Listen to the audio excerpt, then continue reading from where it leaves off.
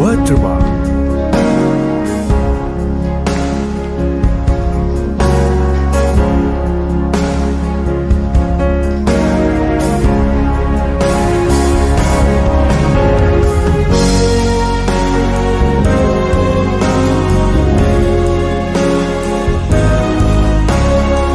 Watermark.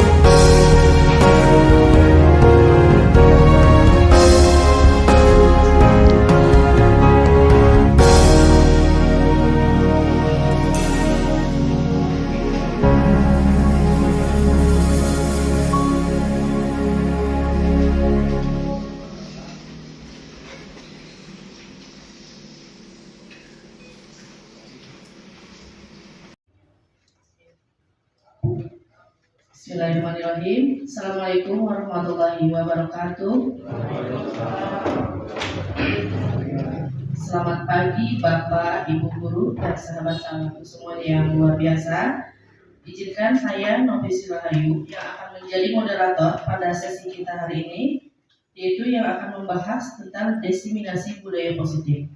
Sebelum kita memulai, izinkan saya untuk memulai dengan menyampaikan penghargaan dan terima kasih atas kehadiran Bapak dan Ibu semuanya di ruangan ini. Sebagai pembuka, marilah kita mulai dengan membacakan doa bersama-sama dengan membacakan surat Al-Fatihah di dalam hati. Semoga acara ini diberikan kelancaran dan keberkahan. Berdoa mulai.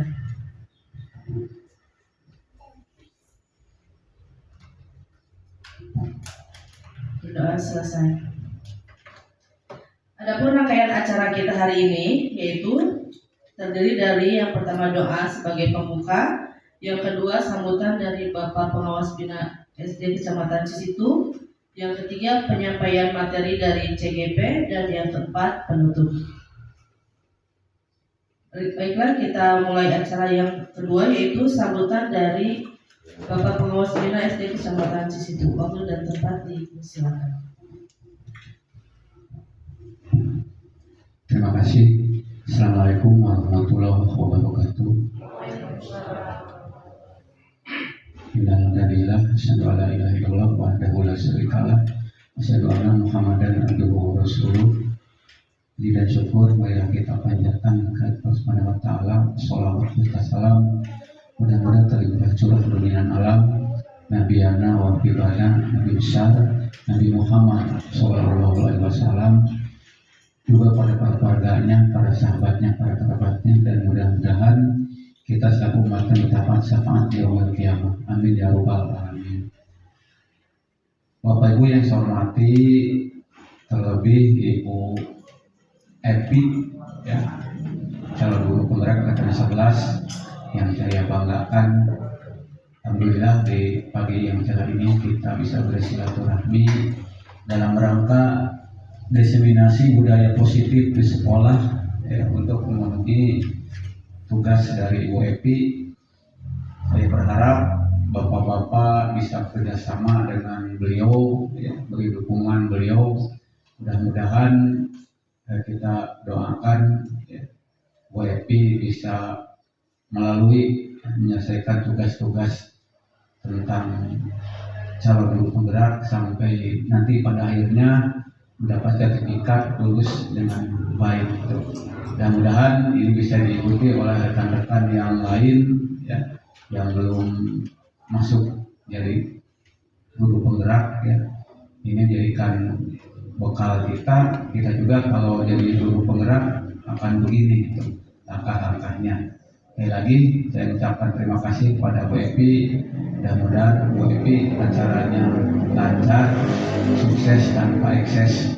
Dan sekali lagi saya berharap pada ibu bapak yang hari ini mengikuti kegiatan ini bisa membantu Bu Epi sebaik-baiknya sampai tuntas. Saya dapat sampaikan terima kasih. Assalamualaikum warahmatullahi wabarakatuh.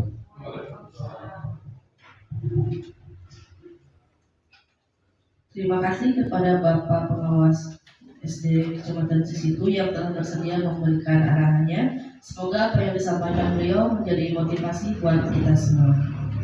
Baiklah, kita akan lanjut ke acara inti, yaitu penyampaian materi diseminasi budaya positif yang akan disampaikan oleh calon guru penggerak angkatan 11, yaitu Ibu Epi Mulyati. Waktu dan tempat dipersilakan. Assalamualaikum warahmatullahi wabarakatuh. Puji syukur kita panjatkan kehadirat Allah Subhanahu wa taala. Bahwasanya alhamdulillah pada hari ini kita masih bisa berkumpul, ya, dalam acara diseminasi budaya positif.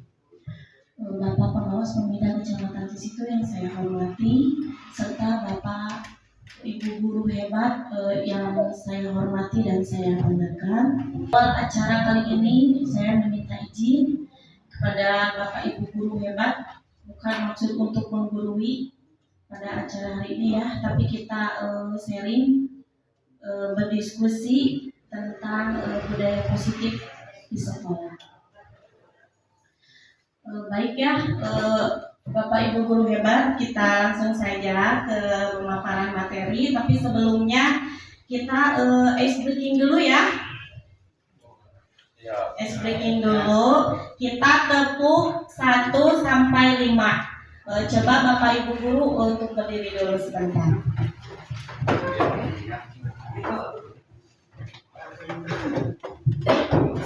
Seperti ini, ya, ikuti saya, ya. Tepuk 1, tepuk 2, tepuk 3, cepet, ya, tepuk 4, ya, tepuk 5, oke? Oke. Tepuk 1, tepuk 2, tepuk 3,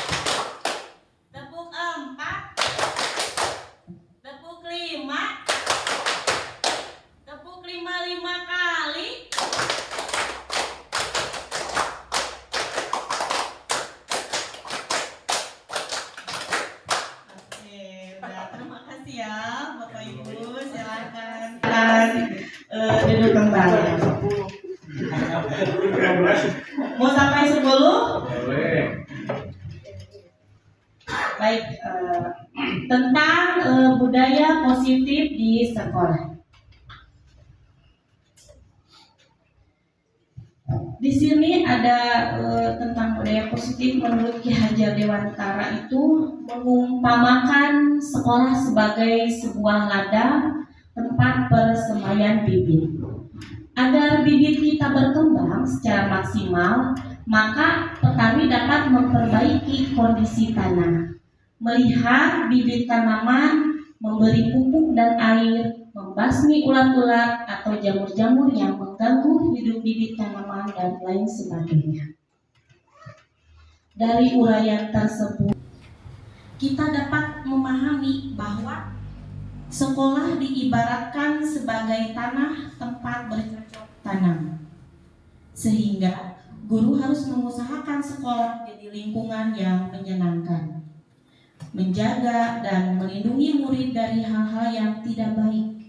Dengan demikian, karakter murid tumbuh dengan baik sesuai dengan profil pelajar Pancasila.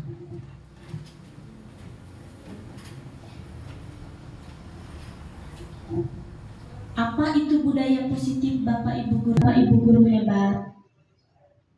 Ada yang tahu? Apa ya?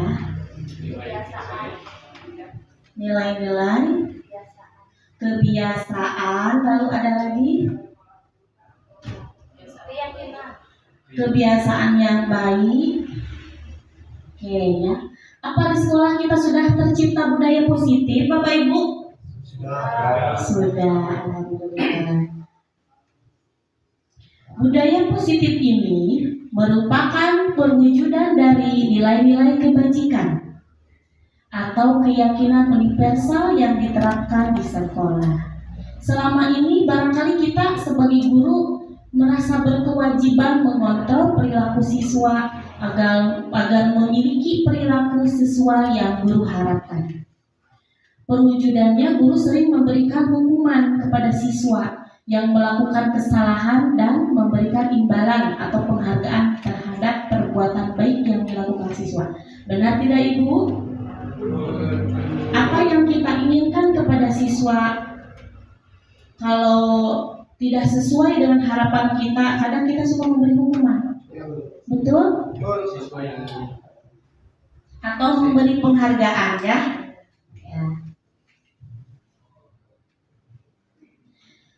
Konsep inti budaya positif di sini yaitu yang pertama disiplin positif, nilai-nilai kebajikan, ada teori motivasi perilaku manusia, ada hukuman dan penghargaan, keyakinan kelas, kebutuhan dasar manusia, 5 posisi kontrol dan segitiga restitusi. Yang pertama disiplin positif. Ketika mendengar kata disiplin, apa yang terbayang di benak Bapak Ibu? Apa yang terlintas di pikiran Bapak Ibu? Peraturan. Harus tepat waktu. Ya. Ada lagi? Taat dan patuh. Disiplin positif itu menurut bahasa Latin artinya belajar ya, Bapak Ibu. Kebanyakan orang akan menghubungkan kata disiplin dengan tata tertib, teratur, dan kepatuhan pada peraturan. Kata disiplin juga sering dihubungkan dengan hukuman. Benar ya Bapak Ibu? Padahal itu sungguh berbeda. Karena belajar tentang disiplin positif tidak harus dengan memberi hukuman. Justru itu adalah salah satu alternatif terakhir dan kalau perlu digunakan sama sekali. Oh ya, tidak digunakan sama sekali. Murid yang memiliki disiplin positif akan memiliki motivasi internal yang tinggi dalam menguasai diri untuk melakukan tindakan yang sesuai dengan nilai-nilai kebajikan universal.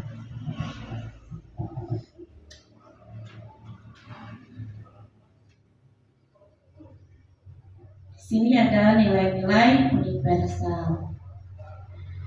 Nilai-nilai kebajikan adalah sifat-sifat positif manusia yang merupakan tujuan mulia yang ingin dicapai setiap individu. Nilai-nilai tersebut bersifat universal dan lintas bahasa, suku bangsa, agama maupun latar belakang. Setiap perilaku atau perbuatan manusia itu memiliki suatu tujuan. Dengan mengaitkan nilai-nilai kebajikan yang diyakini seseorang, maka motivasi intrinsiknya akan terbangun sehingga menggerakkan motivasi dari dalam untuk dapat mencapai tujuan mulia yang diinginkan.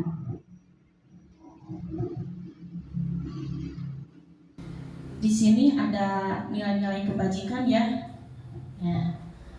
yang bisa diterapkan di sekolah. Ada keterus-terangan, ada keberanian, ada kebahagiaan, ada tanggung jawab, ada kebersihan, ada kesantunan, keadilan, pengabdian, komitmen, kreatif, baik hati, bijaksana, ada belas kasih, semangat, kesetiaan, bersyukur, percaya diri, kedermawanan, berprinsip, toleransi, belas kasih, kejujuran, bersahaja, percaya, bertujuan, dermawan, keteraturan, dan lurus hati. Dan di sini ada contoh nilai-nilai kebajikan menurut profil pelajar Pancasila. Profil pelajar Pancasila itu ada berapa, Bapak Ibu? Ada 6. Yang pertama, beriman dan bertakwa dan berakhlak mulia. Lalu mandiri, bergotong royong, global. Ada lagunya loh Bapak Ibu. Ayo kita praktekkan yuk. Ayo kita berdiri lagi. 1,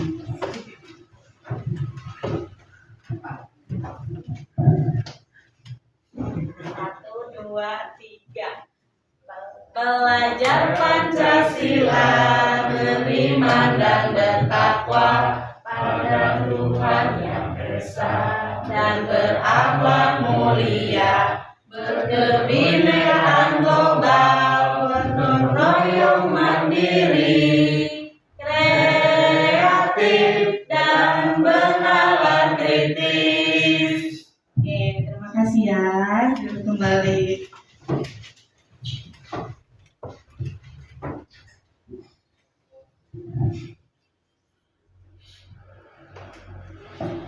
Lanjut Bapak Ibu ke teori perilaku manusia.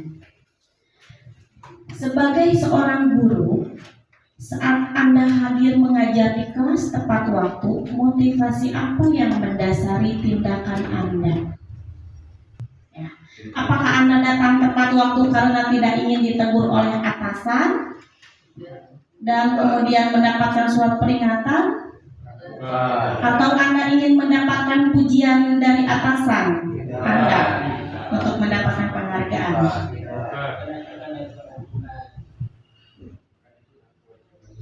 Atau Anda ingin menjadi orang yang menghargai waktu, menghargai diri Anda sendiri sebagai teladan bagi murid-murid Anda, karena Anda percaya tindakan Anda sebagai guru akan dicontoh oleh murid-murid Anda. Yang mana Bapak Ibu?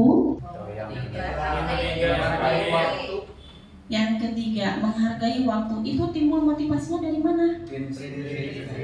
Dari diri sendiri. Berarti itu sama dengan motivasi internal Bapak Ibu. Kalau munculnya dari hati kita sendiri.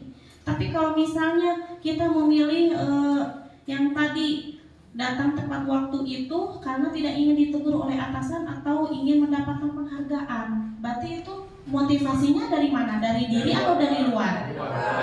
Dari luar. Berarti itu dinamakan motivasi eksternal.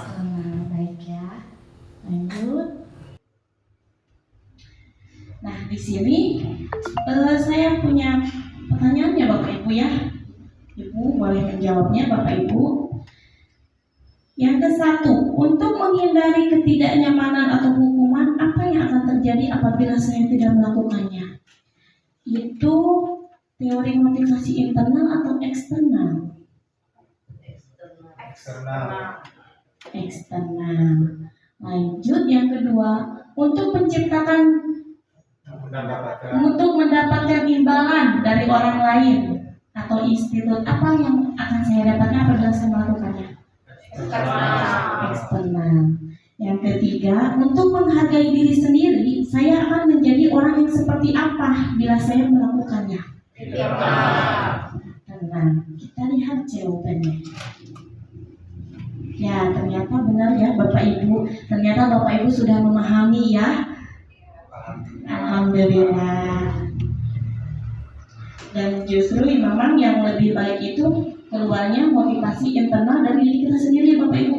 Karena itu tujuan disiplin positif.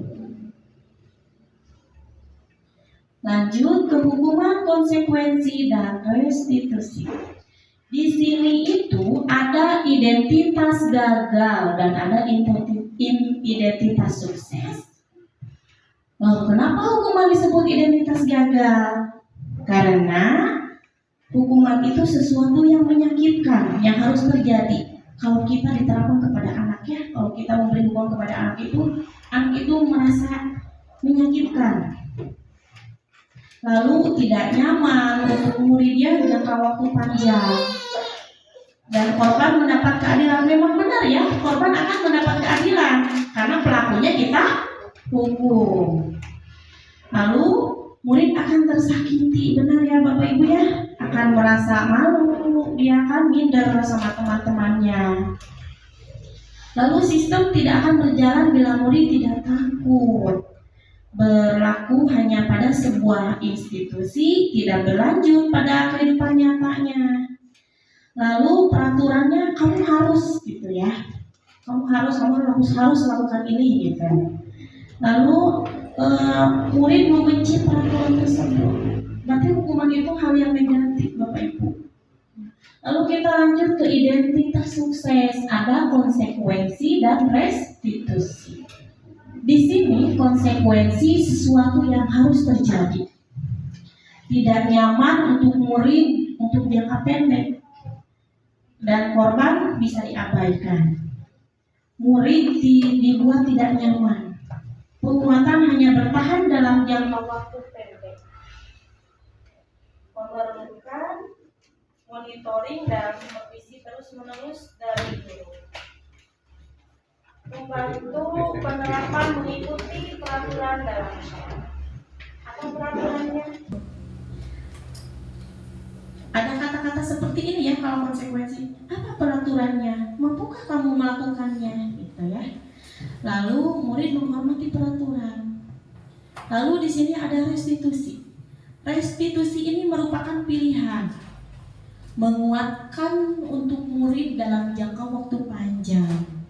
Korban mendapatkan ganti, lalu murid mendapatkan penguatan. Masalah terpecahkan juga, lalu murid belajar bertanggung jawab untuk perilakunya dan fokus pada pemecahan masalah dalam jangka waktu panjang. Di restitusi ini pasti guru bertanya gini, apa yang kamu yakini? Apa yang bisa kamu lakukan untuk memperbaiki masalah ini gitu ya. Dan murid menghormati dirinya dan orang lain. Nah, di sini saya juga punya pertanyaan lagi ya. Ibu bisa memilih apakah ini termasuk hukuman atau konsekuensi. Yang pertama, mencatat 100 kali di dalam buku kalimat, saya tidak akan terlambat lagi karena dia terlambat ke sekolah. Itu merupakan hukuman atau konsekuensi Bapak Ibu? Hukuman. Yang kedua, lari mengelilingi lapangan basket 2 kali karena terlambat hadir di sekolah. Hukuman. Murid diminta untuk push up 15 kali karena tidak menggunakan masker ke sekolah. Hukuman juga. Menggantikan kertas tugas teman yang telah dicoret-coret. Konsekuensi. Membersihkan tumpahan air di meja tulis karena tersenggol pada saat belajar. Konsekuensi. Murid disuruh untuk mengenakan sepatu seharian di sekolah karena tidak mengenakan sepatu hitam. Lari mengelilingi lapangan basket 2 kali karena terlambat 10 menit untuk pelajaran PJOK. Konsekuensi atau hukuman? Konsekuensi. Lanjut. Jawabannya Bapak Ibu. Ternyata yang pertama hukumannya karena dia disuruh mencatat sampai 100 harian. Yaitu hukuman. Lalu lari mengelilingi lapangan basket karena dia terlambat sekolah. Hukuman. Push up 15 kali hukuman. Tapi ini menggantikan kertas tugas teman yang telah dicoret-coret konsekuensi. Ya, kenapa disebut konsekuensi Bapak Ibu? Apa yang terbuat. Nah, karena suatu tanggung jawab anak tersebut ya sudah mencoret kertas temannya. Membersihkan untuk anak ini bersama konsekuensi. Lalu murid disuruh untuk mengenakan sepatu yang tidak mengenakan ya. Iya, hukuman juga. Dan lari mengelilingi lapangan basket tapi di pelajaran PJOK. Berarti masuk konsekuensi ya Bapak Ibu. Dihukum oleh penghargaan. Ternyata penghargaan itu tidak efektif Bapak Ibu. Bapak Ibu pernah tidak menyuruh anak-anak ke depan, lalu Bapak Ibu menyediakan hadiah berupa permen. Siapa yang mau ke depan? Nanti Ibu kasih permen gitu. Pernah tidak Bapak Ibu mengalaminya? Pernah. Suatu penghargaan adalah suatu benda atau peristiwa yang diinginkan ya anak-anak, yang dibuat dengan persyaratan. Hanya jika Anda melakukan hal ini, maka Anda akan mendapatkan penghargaan yang diinginkan. Jika saya mengharapkan suatu penghargaan dan tidak mendapatkannya, maka saya akan kecewa dan berkecil hati. Serta kemungkinan lain kali saya tidak akan berusaha sekeras sebelumnya. Jika kita memberikan seseorang suatu penghargaan untuk melakukan sesuatu, maka tidak harus terus-menerus memberikan penghargaan itu. Lalu di sini ada penghargaan merusak hubungan. Ternyata penghargaan itu merusak hubungan, Bapak Ibu. Kenapa disebut merusak hubungannya? Karena ketika seseorang diberikan penghargaan atau pujian di depan orang banyak itu, maka yang lain akan merasa iri. Ya, jika anak kita kan ngacung ya, semuanya ngacung. Lalu kita tunjuk salah seorang ke depan, terus teman-teman yang lainnya gimana rasanya? Akan iri kan? Karena dikasih permen sama kita. Dan sebagian dari mereka akan tidak menyukai orang yang diberikan penghargaan tersebut. Jika seorang guru sering memberikan penghargaan kepada murid-muridnya, besar kemungkinan murid-muridnya itu termotivasi hanya untuk menyenangkan guru atau hanya ingin mendapatkan permen tersebut ya.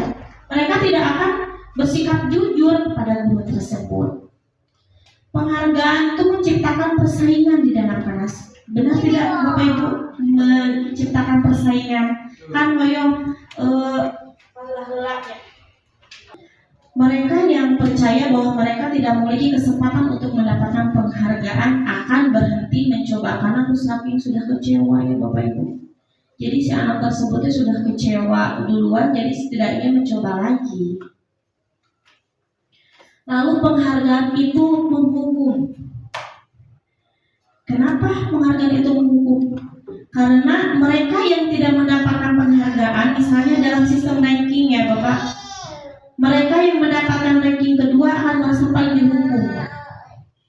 Misalnya anak tersebut waktu semester 1 itu ranking 1, tapi pas semester 2 dia ranking 2. Menjadi penghukum ya Bu ya, penghargaan itu, karena dia merosot prestasinya. Lalu memberikan penghargaan dan hukuman adalah hal yang sama, karena keduanya mencoba mengendalikan perilaku seseorang. Karena orang pada dasarnya tidak suka dikendalikan dalam jangka waktu lama, dan penghargaan akan terlihat sebagai hukuman. Lalu jika suatu penghargaan diharapkan namun Anda tidak mendapatkannya, Anda akan merasa dihukum. Seperti tadi halnya ya yang mendapatkan rankingnya merosot. menjadi hukuman karena dia tidak mendapatkan penghargaan lagi atau pujian dari teman-temannya. Lalu lanjut ke keyakinan kelas. Di suatu sekolah itu udah ada peraturan kelas ya Bapak Ibu ya, setiap kelasnya. Di sini peraturan kelas kita ganti ke keyakinan kelas. Sudah kita membentuk keyakinan kelas? Sudah. Terbentuknya lingkungan positif dan suatu sekolah menjadi budaya positif. Mengapa keyakinan kelas? Kenapa tidak peraturan kelas?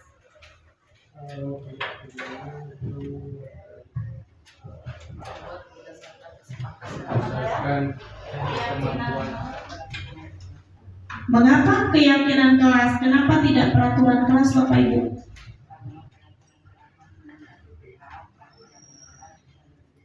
Ya, karena peraturan kelas dibuat hanya satu pihak oleh gurunya saja ya. Jadi murid itu cuma harus menjalankan ya, harus mentaati peraturan yang sudah dibuat oleh guru kelas.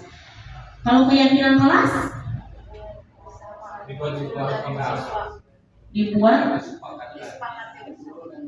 dibuat bersama ya dengan guru dan murid.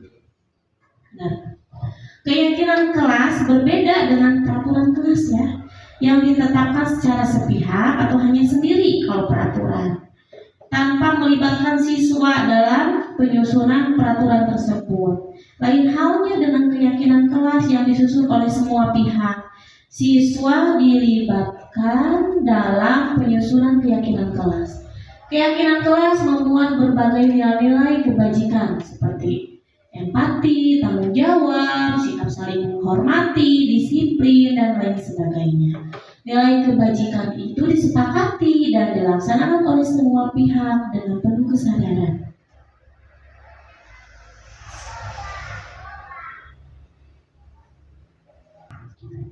Ya, baik ya. Mengapa kita memiliki peraturan tentang penggunaan helm saat mengendarai sepeda motor? Saya mau tanya kepada Bapak atau Ibu, kalau memakai helm dalam mengendarai motor itu, kenapa sih alasannya gitu? Keamanan, keselamatan. Kalau ibu-ibu apa? Kalau ibu-ibu takut ditilang polisi katanya. Kalau bapak-bapak mah demi keselamatan. Lalu ya. Oh iya. Lalu yang kedua, mengapa ada peraturan dilarang merokok di sekolah?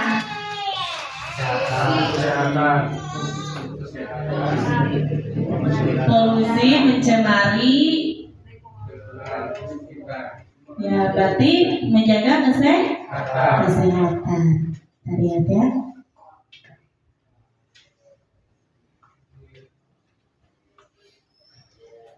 Nilai ya, berarti benar ya Bapak Ibu.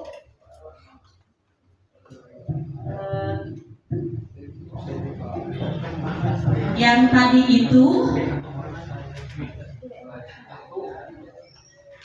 tadi kan penggunaan helm saat mengendarai sepeda motor. Tadi Bapak menjawab untuk keselamatan ya, kalau ibu-ibu takut untuk ditilang. Nah, ternyata yang Bapak katakan untuk keselamatan itu sudah termasuk nilai-nilai kebajikan Bapak Ibu. Nilai kebajikan di sekolah. Lalu di sini ada mengapa ada peraturan dilarang merokok di sekolah? Untuk kesehatan ya. Untuk kesehatan juga sudah termasuk nilai-nilai kebajikan. Nilai-nilai keselamatan atau kesehatan itulah yang kita sebut sebagai keyakinan. Keyakinan nilai-nilai kebajikan universal yang disepakati secara tersirat dan tersurat. Lepas dari latar belakang, suku, negara, bahasa maupun agama, murid-murid pun demikian. Mereka perlu mendengarkan dan memahami arti sesungguhnya tentang peraturan-peraturan yang diberikan. Apa nilai-nilai kebajikan di balik peraturan tersebut dan apa tujuan utamanya. Jadi kita itu membuat kesepakatan harus menjelaskan dulu nilai-nilai kebajikan dulu ya. keyakinan kelas. Setiap tindakan atau perilaku yang kita lakukan di dalam kelas dapat menentukan terciptanya sebuah lingkungan positif. Perilaku warga kelas tersebut menjadi sebuah kebiasaan yang akhirnya membentuk sebuah budaya positif. Dalam mewujudkan perilaku warga sekolah yang memiliki budaya positif, hal pertama yang perlu diciptakan dan disepakati adalah membuat keyakinan-keyakinan atau prinsip-prinsip dasar bersama di antara para warga kelas untuk mendapatkan nilai-nilai kebajikan yang disepakati bersama. Suatu keyakinan akan lebih memotivasi seseorang dari dalam atau memotivasi secara intrinsik ya. Karena seseorang akan lebih tergerak dan bersemangat untuk menjalankan keyakinannya daripada hanya sekedar mengikuti serangkaian peraturan yang mengatur mereka harus berlaku begini atau begini, yang membuat ketidaknyamanan dan keterpaksaan. Keyakinan kelas ini merupakan metode untuk menimbulkan kembali disiplin positif yang didasari oleh motivasi dalam diri melalui proses jual pendapat dan pada akhirnya disepakati bersama.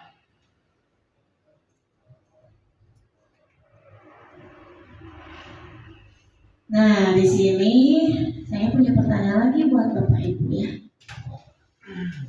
Nilai kebajikannya apa gitu? Di sini yang nomor 1, kembalikan barang ke tempatnya. Nilai kebajikannya apa Bapak Ibu kira-kira? Kejujuran, tanggung jawab. Oke. Lalu dilarang mengganggu orang lain. Menghargai orang lain. Lalu hadir di sekolah 15 menit sebelum pembelajaran dimulai. Disiplin, tanggung jawab, dilarang melakukan kekerasan.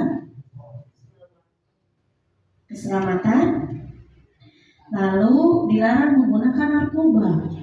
Kesehatan, bergantian atau menunggu giliran.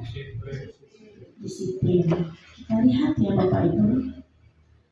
Ini ternyata kembalikan barang ke tempatnya, berarti tanggung jawab anak ya. Kalau meminjam itu harus dikembalikan. Lalu dilarang mengganggu orang lain, tidak ada boleh jahil ke teman-temannya, berarti itu nilai kebajikannya menghormati orang lain. Hadir di sekolah 15 menit sebelum pembelajaran dimulai, menghormati orang lain dan komitmen. Dilarang melakukan kekerasan, itu keselamatan, dan dilarang menggunakan narkoba, kesehatan dan keselamatan. Sedang bergantian atau menunggu giliran merupakan nilai kebajikan dari menghormati orang lain dan bersabar. Pembentukan keyakinan kelas ini bersifat abstrak, berupa pernyataan universal dibuat dalam pernyataan positif, sedikit saja agar mudah diingat oleh anak-anak ya. Lalu sesuai dengan kondisi kelas atau sekolah sehingga mudah diterapkan. Lalu semua warga kelas dilibatkan dalam membuat keyakinan kelas. Di sini saya mempunyai 3 contoh tentang nilai kebajikan ya, tentang hormat, tanggung jawab, gotong royong dan peduli. Nah, setelah kita membuat keyakinan kelas itu tidak sampai di situ Bapak Ibu, tapi kita harus membuat variabel T dan variabel Y yang harus dipajang di dinding kelas kita. Di sini kita akan membuat variabel T-nya. Yang maksud variabel T di sini yaitu tampak seperti dan tidak tampak seperti. Saya ambil contoh nilai kebajikannya tentang hormat. Di sini variabel T-nya tentang tampak seperti, menghargai orang lain. Berarti tidak sepertinya apa? Tidak menghargai orang lain. Nah, kita itu langsung dipajang juga di kelas itu. Jadi anak tersebut mengingat kita harus menghargai orang lain, karena kebalikannya tidak menghargai orang lain. Lalu saling menolong, tidak tampak sepertinya tidak suka menolong. Jadi siswa teh untuk mengeluarkan motivasi internalnya dari dirinya harus bertampak saling menolong sesama teman. Ada hal yang tidaknya, yaitu tidak suka menolong. Dan ini ada variabel Y-nya. Saya ambil nilai kebajikannya, gotong royong dan peduli.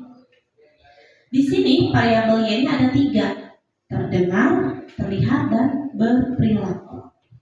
Kalau dalam kelompok terdengar, mari kita bekerja sama dalam kelompok, atau ayo kita bagi tugas secara adil. Lalu terlihat oleh kita semua ya di dalam kelas, bekerja sama saat mengerjakan tugas kelompok, dan perilakunya otomatis berkolaborasi dan penuh tanggung jawab. Seperti itu Bapak Ibu ya. Sesudah kita membuat keyakinan kelas, kita membuat variabel T dan variabel Y. Dan satu lagi, selain kita membuat variabel T dan Y itu, kita membuat tugas guru dan peserta didik. Jadi setiap anak tuh bakal mengetahui, oh tugas kita tuh, kewajiban itu, hak kita itu tahu gitu. Misalnya di sini tugas guru mengajar dan mendidik. Lalu tugas peserta didiknya belajar dengan giat, tertib, dan tekun. Jadi anak-anak tuh akan selalu mengingat pas ngelewat yang kita pajak, oh iya ini tugas kita gitu. Jadi akan selalu terus-terus tumbuh motivasi internalnya ya.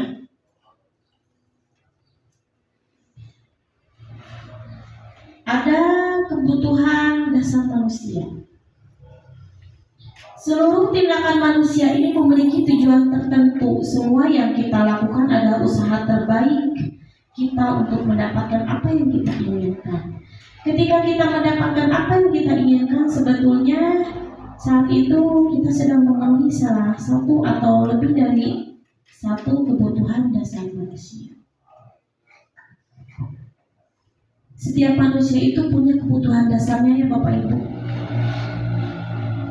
Anak, utamanya anak di sekolah ya, yang pertama bertahan hidup, yang kedua kasih sayang, yang ketiga itu ada penguasaan, yang keempat ada kebebasan, dan yang kelima ada kesenangan.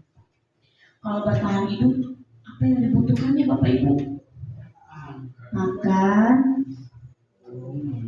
minum, tempat tinggal ya. Kalau cinta dan kasih sayang, kalau khususnya anak-anak di sekolah ya Bapak Ibu, apa yang dia butuhkan? Perhatian dari kita ya Bu ya, perhatian dari guru. Lalu ada lagi pelayanan kepada anak ya. Lalu ada kekuasaan. Kebutuhan ini meliputi keinginan untuk dianggap berharga, bisa membuat perbedaan, bisa membuat pencapaian atau kompeten diakui, dihormati. Ini meliputi keinginan untuk meninggalkan pengaruh. Contohnya apa? Kalau untuk anak sekolah kita di sekolah, kalau kekuasaan, ada contohnya ya banyak ya. Seperti halnya ada anak yang ingin menjadi ketua kelas. Benar tidak? Dia ingin kekuasaan kan, dia ingin dihormati, dihargai kan oleh teman-temannya. Lalu yang keempat, kebebasan, kebutuhan akan kemandirian, memiliki pilihan dan mampu mengendalikan arah hidup seseorang. Anak-anak dengan kebutuhan kebebasan yang tinggi menginginkan pilihan. Mereka perlu banyak bergerak, suka mencoba-coba, tidak terlalu terpengaruh orang lain. Apa contohnya kira-kira Bapak Ibu kalau di sekolah? Anak-anak ingin mempunyai kebebasan, suka bermain ya, lari-larian, dia ingin kebebasan kan Bapak Ibu ya? Iya.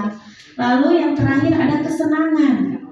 Kesenangan di sini kebutuhan untuk mencari kesenangan, bermain, tertawa. Anak-anak dengan kebutuhan dasar kesenangan ini yang tinggi biasanya ingin menikmati apa yang dia lakukan dan juga bisa berkonsentrasi tinggi. Contohnya apa? Untuk mendapatkan kesenangan. Suka ada ya Bapak Ibu yang suka jahil ke temannya. Kalau menurut siswa tersebut itu merupakan kesenangan ya Bapak Ibu ya. Iseng gitu sama teman-temannya. Yuk kita analisis kasus berikut ya. Tapi sebelumnya ini sudah pada loyo ya. Kita penyegaran dulu. Ayo kita berdiri lagi. Kita tepuk semangat ya. Tepuk semangatnya ini berbeda loh. Tepuk semangat. Aye aye se. Aye aye ma. Aye aye na. Aye aye semangat. Coba sekali lagi ya. Tepuk semangat. Aye aye aye aye ma. Aye aye na. Aye aye semangat. Semangatnya yang dari kuliahnya. Boleh duduk kembali ya. Kita analisis kasus berikutnya. Tahun ini Dimas genap berusia 17 tahun. Ia senang sekali ketika ayahnya mulai mengajarkan cara menyetir mobil. Setiap akhir pekan, ia berlatih menyetir. Ia terlihat senang sekali berlatih sampai akhirnya ia bisa menyetir mobil dengan baik dan lancar. Ketika ibunya berkata pada Dimas, apa yang membuat dia ingin bisa menyetir mobil? Ketika jawaban Dimas adalah seperti ini, kebutuhan apa yang ingin dia patuhi? Nah, di sini ada spill jawaban Dimas ya. Menurut Bapak Ibu, ini kebutuhan Dimas tuh termasuk yang mana ya? Yang kelima tadi. Aku merasa bangga dan keren. Kebutuhan apa yang Dimas butuhkan? Penguasaan diakui. Ya. Lalu biar bisa jalan-jalan naik mobil sama temanku. Itu kebutuhan apa? Kesenangan. Menyetir mobil itu seru.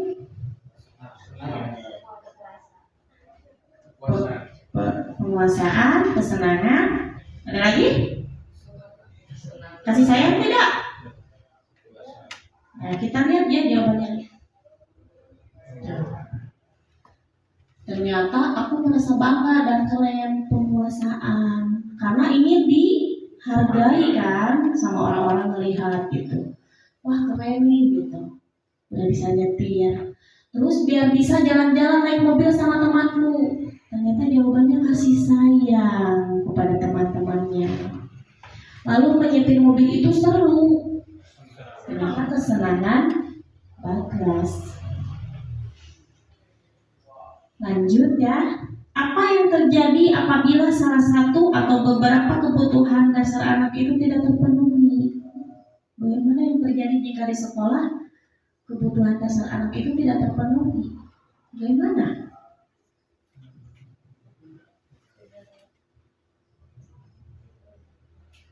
Ayo Bapak Ibu. Ketika seorang murid melakukan suatu perbuatan yang bertentangan dengan nilai kebajikan atau melanggar peraturan atau keyakinan kelas, hal itu sebenarnya dikarenakan mereka gagal memenuhi kebutuhan dasar mereka sebagai manusia. Betul tidak? Lanjut. 5 posisi kontrol. 5 posisi kontrol guru. Di sini 5 posisi kontrol guru kita di sekolah itu ada 5. Yang pertama sebagai pembuku, yang kedua membuat rasa bersalah, lalu yang ketiga teman, keempat sebagai pemantau, dan kelima sebagai manajer. Di sini saya punya sebuah video, ibu bapak bisa menyimaknya, tentang 5 posisi kontrol.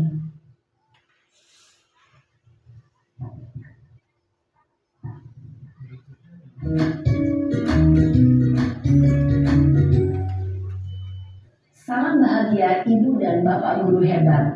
Dalam penerapan disiplin positif restitusi, salah satu program yang dikembangkan adalah 5 posisi kontrol. 5 posisi kontrol dalam restitusi adalah proses perjalanan seorang pendidik agar posisi kontrol. 5 posisi kontrol dalam restitusi adalah proses perjalanan seorang pendidik agar dapat mengenali dirinya. Pada video kali ini, kita akan membahas tentang 5 posisi kontrol yang dikembangkan oleh Diane Goshen dan contoh penerapannya.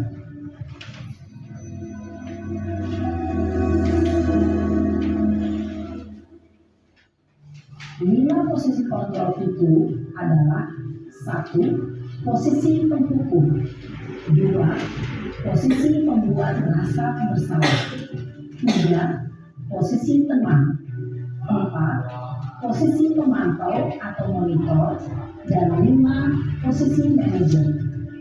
Untuk lebih memahami kelima posisi tersebut, mari kita saksikan kasus Naren yang terlambat hadir 20 menit di sekolah dan melihat bagaimana kelima posisi kontrol dalam menghadapi masalah tersebut. Ini posisi penghukum ya.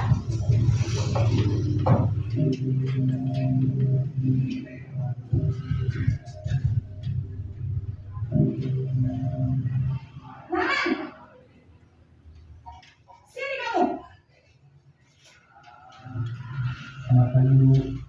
Selalu terlambat. Kamu deh, pasti terlambat. Maaf, Bu. Saya Apa? Apa coba? Alasan kamu apa lagi? Kapan sih kamu tidak terlambat? Malas sekali ya kamu jadi anak. saya Dasar pemalas. Gak kapok-kapok sih kamu. Sudah berapa kali terlambat? Sana, kamu keliling lapangan basket 2 kali. kenapa saya harus ke lapangan basket, Bu? Kenapa? Kamu melawan ibu? Berani-beraninya jawab.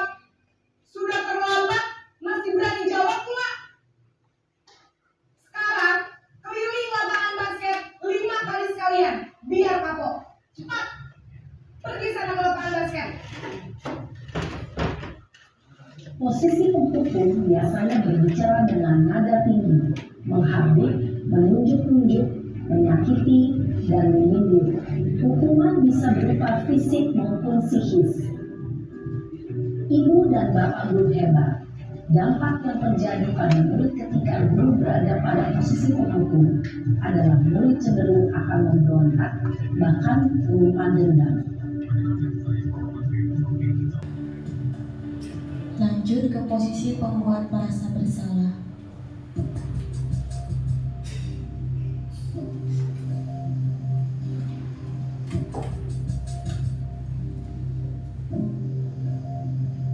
Naren!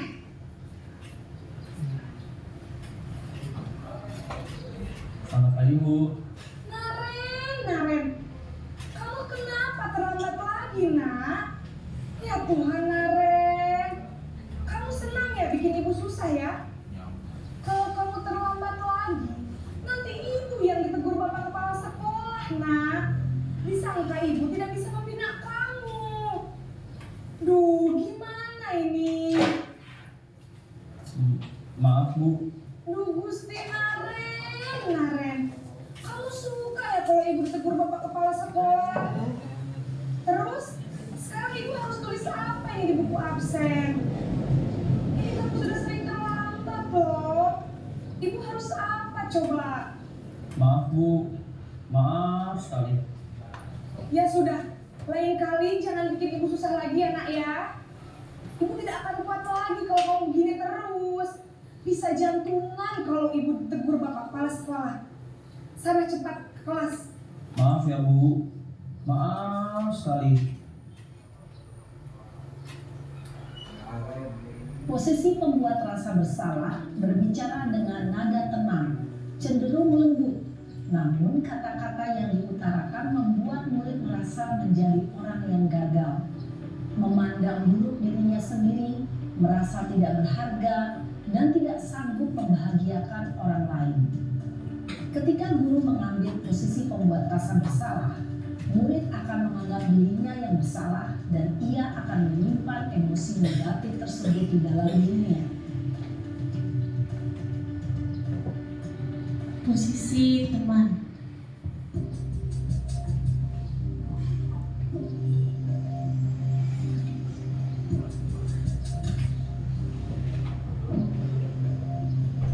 Naren,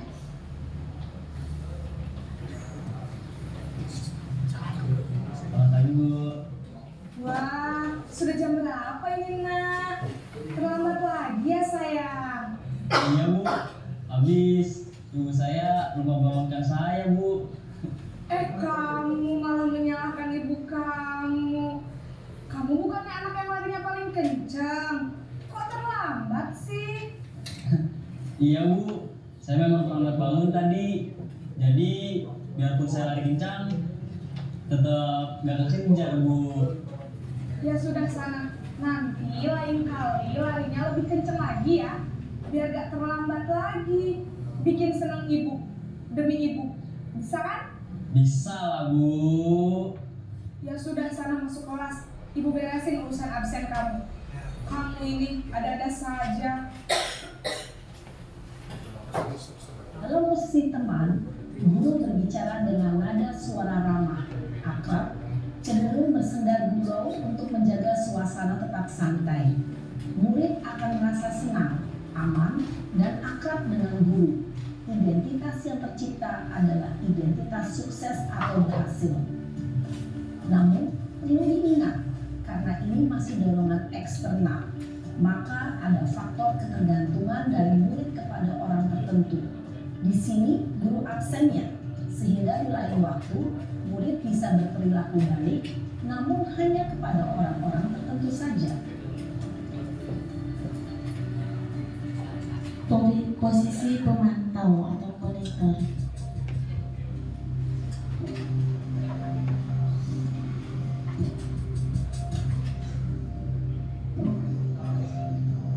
Naren!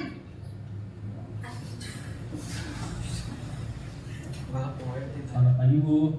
Naren, apa peraturan sekolah kita tentang jam berapa kita harus masuk sekolah, nak? Kita harus di sekolah jam 7 Bu. Iya betul, sekarang sudah jam 7.20. Naren sudah tahu konsekuensinya jika terlambat hadir. Paham Bu, saya harus tinggal kelas pas jam istirahat selama 20 menit. Iya benar, konsekuensinya demikian. Jadi nanti jam 9.30 pas istirahat, kamu harus tinggal di kelas, kerjakan tugas tambahan untuk ketertinggalan kamu, ya? Baik Bu. Posisi pemantau mengandalkan penghitungan atau data untuk mengontrol murid. Guru mengarahkan murid berdasarkan peraturan dan konsekuensi. Seorang pemantau menunjukkan bahasa tubuh dan ekspresi wajah yang datar dan cenderung formal. Posisi manajer yang terakhir ya Bapak Ibu.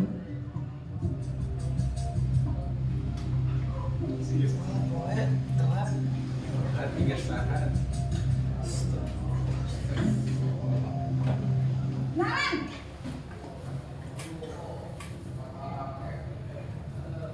Selamat pagi Bu. Selamat pagi Naren. Maaf Bu, saya terlambat. Iya, sekolah masuknya jam 7, sekarang sudah jam 7.20. Jadi sekarang bagaimana ini Naren? Maaf Bu, saya lupa setel alarm saya semalam. Baiklah, menurut kamu, keyakinan sekolah yang mana yang perlu kamu tingkatkan? Menghargai diri sendiri dan orang lain mungkin ya Bu. Setuju. Jadi, apakah Naren meyakini prinsip saling menghormati tersebut? Iya Bu, saya meyakininya. Apakah Naren bersedia memperbaiki masalah keterlambatan ini? Bersedia Bu. Bagaimana kamu akan memperbaiki masalah keterlambatan ini? Saya akan coba untuk tidak lupa menyetel alarm saya Bu. Baik, kalau Naren lupa menyetel alarm di rumah, ada orang yang kira-kira bisa bantu mengingatkan tidak? Ada Bu, kakak saya, Kak Ema. Ada lagi selain Kak Emma? Selain Kak Ema, ada ibu saya. Baik, jadi yang mengingatkan Naren adalah Kak Emma dan ibu kamu ya. Kira-kira akan mulai setel alarm kapan nih Naren? Setelah pulang sekolah akan segera saya lakukan. Baik, jadi Naren akan setel alarm untuk bangun besok pagi dan akan diingatkan oleh kakak dan ibunda Naren ya. Ada lagi yang mungkin perlu dilakukan Naren agar tidak terlambat bangun lagi? Tidak ada, Bu. Baik Naren, terima kasih untuk kerjasama kamu. Sekarang kamu perlu kembali ke kelas untuk belajar. Baik, Bu. Terima kasih. Posisi manajer adalah posisi kontrol yang disarankan untuk membimbing murid memiliki sikap disiplin yang positif, yaitu murid yang mandiri, bertanggung jawab, dan dapat memecahkan masalah. Tujuan dari posisi ini adalah agar murid dapat berefleksi atas tindakannya. Guru akan dengan tulus memberikan pertanyaan-pertanyaan bermakna, sehingga membuat murid dapat belajar dari kesalahannya dan mencari sebuah solusi untuk menyelesaikannya. Ibu dan bapak guru hebat setelah mengamati adegan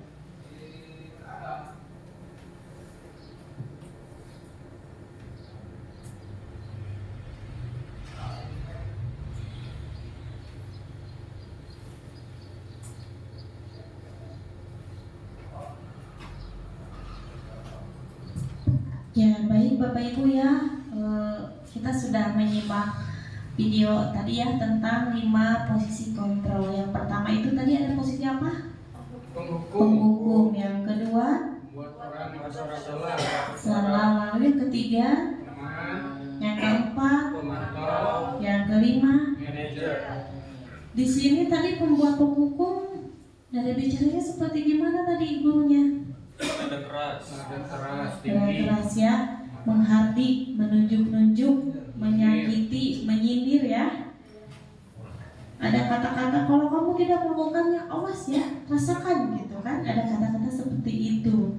Terus tadi yang kedua ada pembuat orang yang merasa bersalah. Jadi si anak itu akan merasa bersalah gitu, berceramah dan mengatakan seharusnya gitu, ibu sangat kecewa sama kamu gitu ya. Selalu ada kata-kata seperti itu kepada anaknya, sehingga anak itu merasa down ya, merasa bersalah sekali gitu, udah mengecewakan semua orang gitu kan. Lalu di sini ada posisi kontrol sebagai teman. Di sini membuatkan alasan-alasan untuk muridnya ya. Nada bicaranya mungkin seperti teman aja ya, kita ngobrol gitu, ayolah lakukan demi ibu gitu, masa kamu tidak mau gitu, ini tidak ibu ingat tidak ibu pernah bantu kamu gitu kan. Terus yang ketiga posisi pemantau. Di sini menghitung dan mengukur ya, memantau dulu perkembangan anak tersebut ya. Lalu di sini selalu ada kata-kata apa peraturannya gitu. Lalu yang kelima ada sebagai posisi kontrol manager. Di sini guru lebih tenang ya, tidak seperti yang sebelumnya ya, tidak menghardik, tidak menunjuk-nunjuk, tidak kasar, tidak menyakiti. Namun di sini guru itu menggali gitu. Apa alasan kamu? Kenapa terlambat kan tadi gitu? Lalu sehingga guru itu membimbing anak tersebut untuk mendapatkan solusinya sendiri kan. Bagaimana jika kamu agar tidak terlambat lagi? Tadi kata Naren apa katanya? Menyetel alarm. Seperti itu ya. Murid meletakkan dirinya sebagai individu yang positif dalam dunia berkualitas. Bagaimana caranya saya bisa memperbaiki keadaan gitu kan. Lalu si murid itu mengevaluasi dirinya sendiri. Nah, di sini saya punya pertanyaan lagi buat Bapak Ibu guru ya. Di sini posisi kontrolnya apa? Saya kecewa sekali dengan kamu. Kira-kira itu posisi kontrol guru yang mana ini? Membuat merasa bersalah. Lalu yang kedua, kamu tidak pernah benar melakukannya. Penghukum atau pembuat merasa bersalah? Merasa bersalah. Yang ketiga, ayolah lakukan demi ibu. Teman. Apakah kamu mau mendapatkan stiker bintang hari ini? Manajer. Manajer, teman, lalu memantau. Bagaimana kamu bisa menyelesaikan masalah ini? Manajer. Kamu selalu yang paling terakhir. Bersalah. Pembuat merasa bersalah. Kita lihat jawabannya. Saya kecewa sekali dengan kamu. Oh, pembuat orang merasa bersalah. Kamu tidak pernah benar melakukannya. Hukum ya, langsung gitu mengejaz bahwa dia itu tidak benar melakukannya. Ayolah lakukan demi ibu. Itu berarti teman. Apakah kamu mau mendapatkan skill bintang? Itu pemantau. Bagaimana kamu menyelesaikan masalah ini? Manajer ya, tadi Bapak Ibu sudah benar. Kamu selalu yang paling terakhir. Penghukum. Sudah paham sampai sini Bapak Ibu? Paham. Alhamdulillah, terima kasih. Lalu saya bertanya lagi kepada Bapak Ibu, berada di posisi kontrol mana Bapak Ibu sekarang di sekolah? Manajer. Yakin? Yakin Bapak Ibu di posisi manajer? Tidak ada yang mengakui. Kalau saya pribadi suka di pembuat merasa bersalah loh Bapak Ibu. Iya. Benar ya? Sama. Nah, penghukum juga ya, karena kita spontan ya. Ada emosi ya, kita suka spontan. Pemantau juga ada campur aduk gitu ya. Nah, untuk kedepannya mudah-mudahan kita bisa ya menjadi posisi kontrol manajer. Yang terakhir Bapak Ibu ya, kita membahas tentang segitiga restitusi. Segitiga restitusi. Restitusi adalah proses menciptakan kondisi bagi murid untuk memperbaiki kesalahan mereka, sehingga mereka bisa kembali pada kelompok mereka dengan karakter yang lebih kuat. Segitiga restitusi adalah sebuah tahapan untuk memudahkan para guru dan orang tua dalam melakukan proses untuk menyiapkan anaknya untuk melakukan restitusi. Nah, di sini ada tahapan restitusi. Yang pertama itu menstabilkan identitas. Yang kedua, validasi tindakan yang salah, dan yang ketiga menanyakan keyakinan. Menstabilkan identitas, kita semua akan melakukan hal yang terbaik yang bisa kita lakukan. Seperti contoh, ada seorang murid ya yang melakukan kasus, dia itu tidak menjalankan piket, tapi teman-temannya menjalankan piket. Nah, lalu kita bawa ke sebuah ruangan ya, menstabilkan identitas ini, kita mengobrol secara personal ya kepada anak tersebut. Lalu yang kedua, validasi tindakan yang salah. Kita validasi dulu tindakan yang ia perbuat itu salah karena tidak melakukan piket. Lalu setelah itu yang ketiga, menanyakan keyakinan kepada siswa tersebut. Apa kamu masih ingat keyakinan yang kita buat di kelas? Nah, bisa tanya begitu ya kepada anak-anak. Nanti anak-anak, oh iya, berarti saya keyakinannya tidak bertanggung jawab dengan tugasnya. Lalu kita tanya lagi, solusinya mau bagaimana ke depannya? Nah, anak tersebut kan bertanya, nanti anak tersebut akan menjalankan piket dan meminta maaf kepada teman-teman yang seperti itu ya, teman-temannya anak tersebut gitu. Jadi menemukan solusinya sendiri.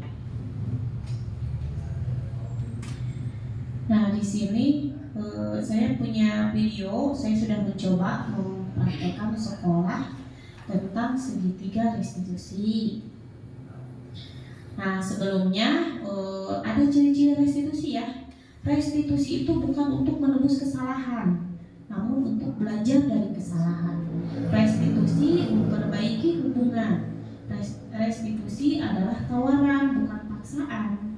restitusi itu menuntut untuk melihat ke dalam dirinya siswa tersebut ya. Lalu restitusi itu mencari kebutuhan dasar yang mendasari tindakan ya. Lalu restitusi adalah cara yang paling baik. Restitusi fokus pada karakter bukan tindakan. Dan restitusi itu menguatkan, fokus pada solusi dan mengembalikan murid yang berbuat salah pada kelompoknya.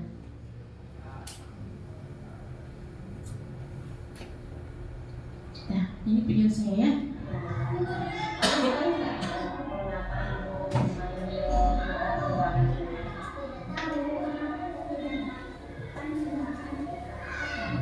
Ibu mau tanya kenapa setiap kalau bikin toilet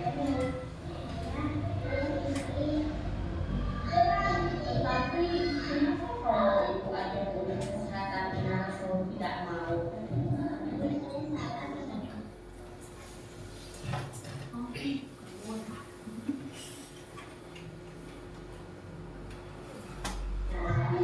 Kamu tahu nggak mengapa ibu memanggil orang tua?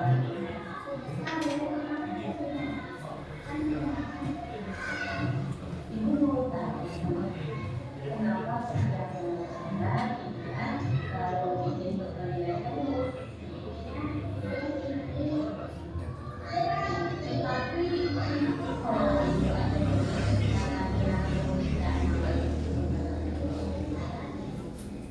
Wah, videonya error ya, Bapak Ibu hapunten. Ya, di situ saya sudah mempraktekkan ya di sekolah tentang segitiga restitusi. Di sini ada anak setiap pembelajaran itu suka izin ke toilet. Saya kan penasaran tuh kenapa ini anak. Lalu saya dibawa ke sebuah ruang kelas yang kosong. Saya mengobrol dengan anak tersebut dan menanyakan kenapa kamu selalu ke toilet terus setiap berganti pelajaran gitu. Lalu dia berkata, karena katanya teman-teman saya itu menyukai kalau saya suka ke toilet terus, katanya alasannya seperti itu. Oh, berarti dia tuh butuh kebutuhan dasar kesenangan, kata saya gitu. Lalu kata saya itu, tapi kan bukan perbuatan yang baik gitu ya, seperti itu. Lalu solusi apa kamu ingat tidak keyakinan kelas yang kita buat, kata saya gitu. Lalu anak tersebut ingat, oh iya gitu kan, saya tidak menghormati orang lain bu gitu, tidak menghormati ibu yang sedang ngajar, katanya toilet terus, kata dia teh. Lalu saya juga mengajukan, terus solusinya ke depannya kamu mau gimana, kata saya seperti itu. Dan muridnya menemukan solusinya sendiri. Muridnya bilang, ya saya tidak akan mengulanginya lagi bu gitu. Saya akan menghargai teman-teman, menghargai guru gitu, untuk belajar lebih tekun, katanya seperti itu. Dan solusinya kita temukan ya dengan cara seperti itu. Dan tidak harus kita itu menghardik siswa ya, menyakiti kata-kata kasar seperti itu ya. Tapi kita udah punya solusinya itu dengan segitiga restitusi atau dengan posisi kontrol kita sebagai manajer. Baik Bapak Ibu, alhamdulillah pemaparan yang saya sampaikan sudah selesai ya Bapak Ibu. Mudah-mudahan bisa bermanfaat dan bisa diterapkan di sekolahnya masing-masing ya Bapak Ibu guru. Mohon maaf bila banyak kata-kata yang salah dan atau menyinggung hati Bapak Ibu ya. Wabillahi taufiq wal hidayah. Wassalamualaikum warahmatullahi wabarakatuh. Saya kembalikan ke moderator.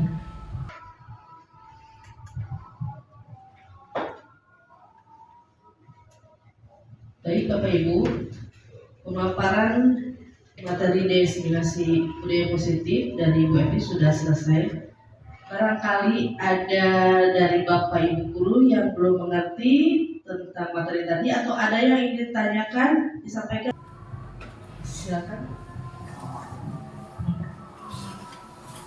Assalamualaikum warahmatullahi wabarakatuh. Terima kasih untuk Ibu Moderator dan Ibu Pemateri yang udah mempersilahkan saya untuk bisa bisa bertanya gitu. Yang ingin saya tanyakan tadi berkaitan dengan budaya positif, apakah atau bagaimana cara kita dalam membiasakan budaya positif itu sendiri? Mungkin itu yang hanya yang ingin saya tanyakan, mungkin hanya itu. Terima kasih. Ya, terima kasih ya Pak Erik atas pertanyaannya. Bagaimana cara membiasakan budaya positif di sekolah kita ya? Dengan cara terus menerus ya, dengan selalu melakukan komitmen. Tentunya kebiasaan itu tidak akan langsung berubah ya, tapi bertahap gitu. Dengan kita menerapkan keyakinan kelas, kesepakatan kelas gitu. Cek sudah nama dikeprik-keprik gitu si suatu sampai dengan perlakuan kita positif gitu, terus menerus si anak akan lama-lama terbiasa gitu dengan yang kita jalankan bersama-sama, sehingga insya Allah kedepannya menjadi lingkungan yang positif dan jadi budaya positif ya. Terima kasih. Selanjutnya Ada lagi Bapak Ibu yang ingin bertanya atau sudah cukup? Sudah cukup? Baik. Oh, masih ada? Silakan Pak.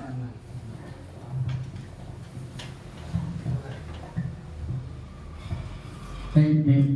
Assalamualaikum warahmatullahi wabarakatuh. Waalaikumsalam warahmatullahi wabarakatuh. Terima kasih moderator.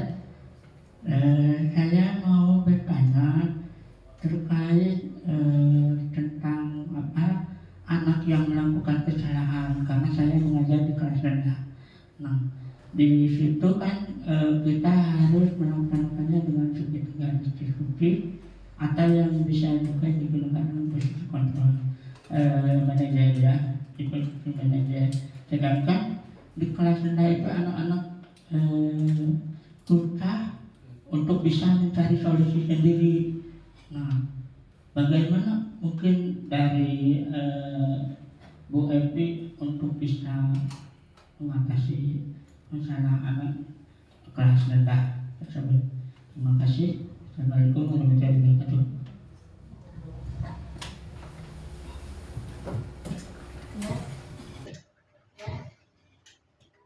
Baik, terima kasih Bapak Anang atas pertanyaannya. Kalau menurut saya ya, memang kalau anak kelas rendah belum bisa menemukan solusi ya. Kadang saya juga mengalami gitu, malah jadi diem gitu kan, anaknya malah jadi nangis gitu. Gimana nih solusinya gitu? Kita mau ngobrol diarahin kemana juga bingung gitu. Nah, kalau saya gitu pengalamannya, kita kembali lagi ke posisi remote control itu ya. Kita lihat dulu karakteristik anak tersebut gitu, apakah dia bisa nggak gitu menyelesaikannya sendiri gitu. Kita kan bisa pilih-pilih, kita bisa jadi di posisi teman dulu gitu atau pemantau dulu gitu. Karena kan kalau anak yang emosi, kadang yang dewasa juga kan kalau yang emosi tidak bisa memberikan solusi kan, kalau lagi emosi nangis gitu kan. Apalagi ini anak kelas rendah gitu, dia kan ada yang nangis atau dia takut kan kalau ditanya sama kita memposisikan dulu dari pemantau itu atau sebagai teman gitu ya. Seperti itu udah cukup Pak ya. Terima kasih, saya kembalikan lagi ke moderator.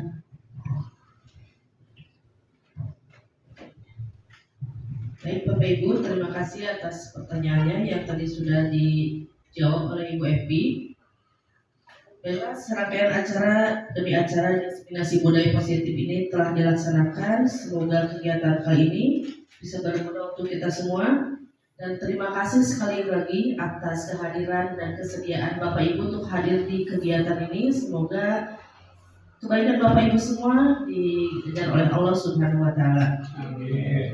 Dan untuk menutup kegiatan kali ini, kita ucapkan adalah bersama-sama. Amin. Terima kasih dan mohon maaf atas segala kekurangannya. Wabillahi taufiq wal hidayah. Wassalamualaikum warahmatullahi wabarakatuh. Waalaikumsalam.